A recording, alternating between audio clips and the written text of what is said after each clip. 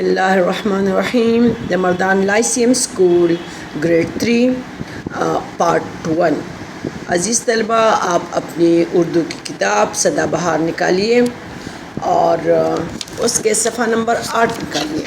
صفحہ نمبر 8 پہ حضرت نوح علیہ السلام کی کہانی ہے، یہ آج ہم پڑھیں گے، ٹھیک ہے؟ اب آپ لوگ غور سے سنیے، کیونکہ اس کے بعد آپ نے سبق کی خود بھی بلند خوانی کرنی ہے۔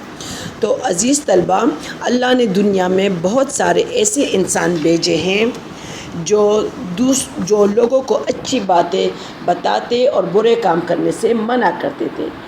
ایسے انسانوں کو نبی کہتے ہیں۔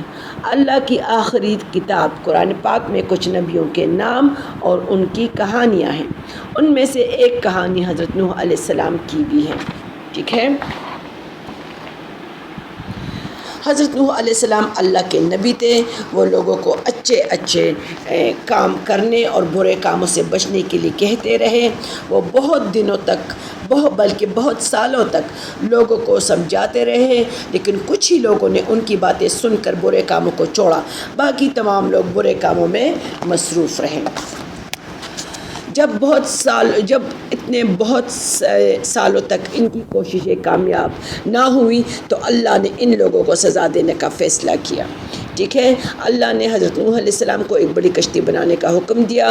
حضرت نوح علیہ السلام نے کوئی سوال کیے بغیر جنگل میں جا کر لکڑیاں کاٹنی شروع کر دی۔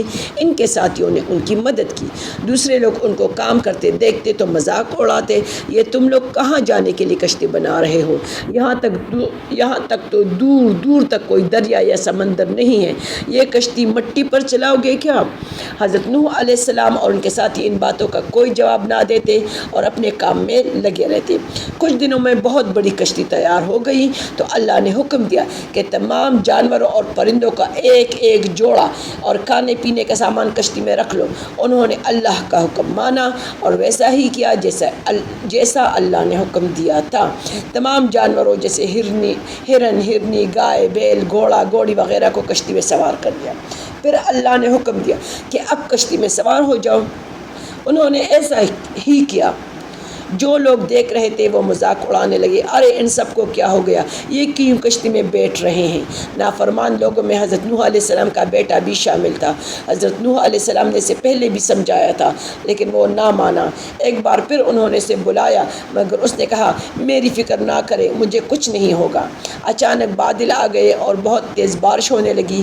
تھوڑی دیر میں ایسے لگا جیسے زمین سے بھی پانی ابل رہا ہو، چاروں طرف پانی ہی پانی ہو گیا۔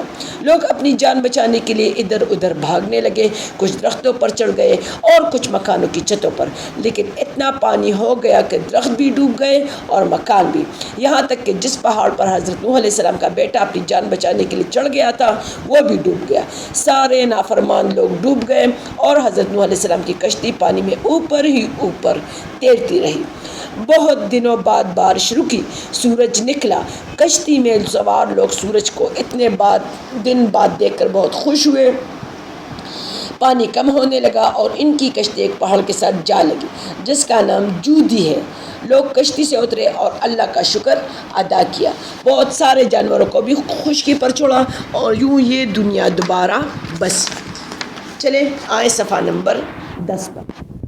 آپ نے اس سبق کی بلند خوانی کرنی ہے اور سبق کے الفاظ پر نظر رکھنا ہے اور معنی کو سمجھنا ہے، ٹھیک ہے؟ اب اس میں کچھ نئے الفاظ تھے، جیسے مصروف کا مطلب ہے کام میں لگا ہونا، حکم کا مطلب ہے ارشاد، فرمان فیصلہ کن بات، فکر کا مطلب ہے خیال پریشانی، نافرمان کہتے ہیں جو حکم نہ ماننے والا، بسی آباد ہوئی، اور خشکی کہتے ہیں زمین کو۔ اب یہاں پہ کچھ معروضی سوالات ہیں۔ آپ نے سبق کو پڑھ کر اس میں آپ کو کچھ چوائسز دیے گئے ہیں، ٹھیک ہے؟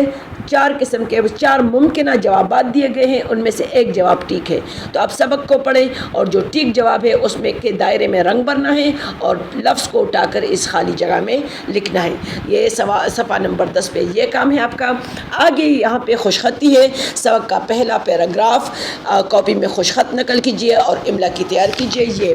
یہ جو نبیوں کے متعلق پیراگراف ہے نا، اس کو اپنے خوش خط لکھنا ہے۔ پھر اس کے بعد ہے سوالات جوابات، صفحہ نمبر 11 پر۔